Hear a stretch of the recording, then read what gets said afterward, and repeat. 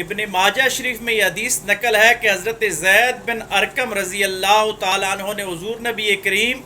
صلی اللہ علیہ وآلہ وسلم سے یہ روایت کی کہ صحابہ اکرام نے پوچھا کہ یا رسول اللہ صلی اللہ علیہ وآلہ وسلم یہ قربانیاں کیا ہیں؟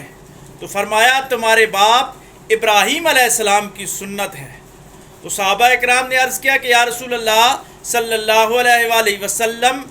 کہ ہمارے لیے اس میں کیا اجر ہے؟ تو آقا علیہ السلام نے فرمایا کہ قربانی کرنے والا جو جانور ہے اس کے جسم کے اوپر جتنے بال ہیں اتنی نیکیاں قربانی کرنے والے کو مل جاتی ہیں۔ صحابہ اکرام نے فرمایا کہ اون کے بارے میں کیا خیال ہے، یعنی بھیڑ کے بارے میں؟ تو آقا علیہ السلام نے فرمایا کہ اس کے جسم پہ بھی جتنے بال ہیں اتنی نیکیاں قربانی کرنے والے کو مل جاتی ہیں۔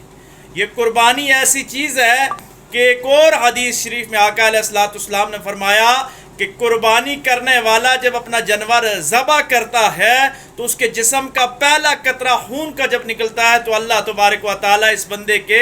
گناہوں کو معاف فرما دیتا ہے۔ یہ بہت عظیم عمل ہے، لیکن شرط یہ ہے کہ دکھلاوٹ اور ریاکاری سے پاک ہو کر محض اللہ کی رضا کی خاطر جانور قربان کیا جائے، یعنی اس نیت کے ساتھ بھی نہ ہو کہ ہم نے گوشت حاصل کرنا ہے،